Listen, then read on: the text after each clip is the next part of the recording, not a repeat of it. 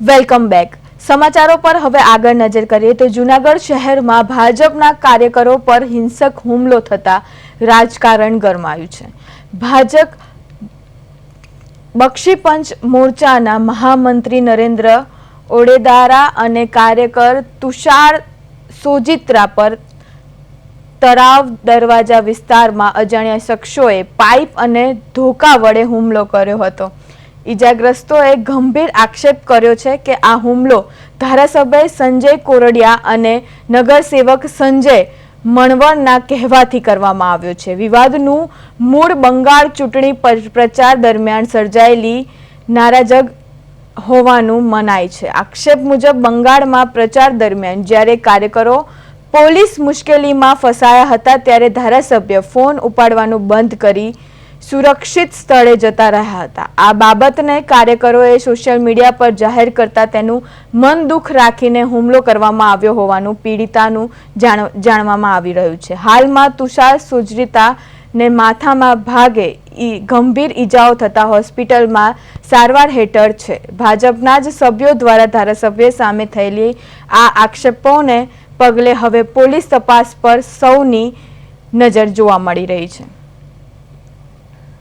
ડરાવા ધમકાવવાનું સમજાવવાનું શરૂ થયું હતું અને શરૂ થયું એટલે મેં તરત જ વોટ્સએપના લગભગ તમામ ગ્રુપમાં આ વાત પણ મેં લખી કે જેને અમે પાઘડી સમજીને શિર ઉપર બેસાડ્યા હતા એ તો પગ લૂછણિયા નીકળ્યા। આવી જ હકીકતની વાતો પ્રજા સમક્ષ જાહેર થઈ જાય, પોતાની આબરૂ જાય એવા ડરથી આજે મારી ઉપર હુમલો થયો છે। આજ રોજ બપોરે હું અને મારા ભાજપના બક્ષીપંચ મોરચાના મહામંત્રી નરેન્દ્રભાઈ ઓડેદરા અમે બંને નરેન્દ્રભાઈ ઓડેદરા એમની ગાડીમાં મને મારા ઘરે મૂકવા આવતા હતા ત્યારે તળાવ દરવાજા પાસે એમને કંઈક કામસર ગાડી સાઈડમાં લેવાનું થયું। એણે ગાડી સાઈડમાં જેવી ઊભી રાખી એટલે ટ્રિપલ સવારી બાઇક ઉપર આવેલા છોકરાઓ મોઢે બુકાની બાંધેલી હતી। ગાડીના આગળના ભાગમાં એ લોકોએ આવી અને એની ગાડી ફટકારી। નરેન્દ્રભાઈએ એમને પૂછ્યું કે ભઈલા આ શું છે?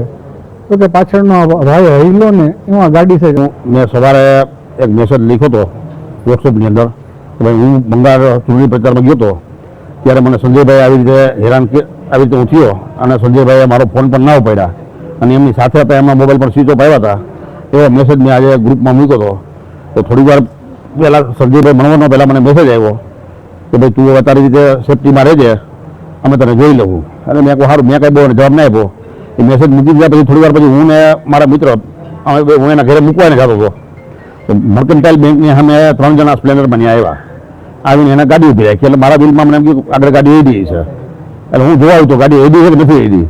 જેવો દરવાજામાં જેઠે ઉતરું ત્યાં એમાંથી વચમાં એક જે છોકરો હતો ને એ સીધો બોલો તને કે અમારા સંજયભાઈ કોડી અને સંજયભાઈ મણવર વિશે તને બહુ બોલવાની મજા આવે ને, આ તમને સંજયભાઈ કોડી અને મણવરે કીધું છે તમને બેન મારી જ નાખવા છે એમ કહીને સીધા મારી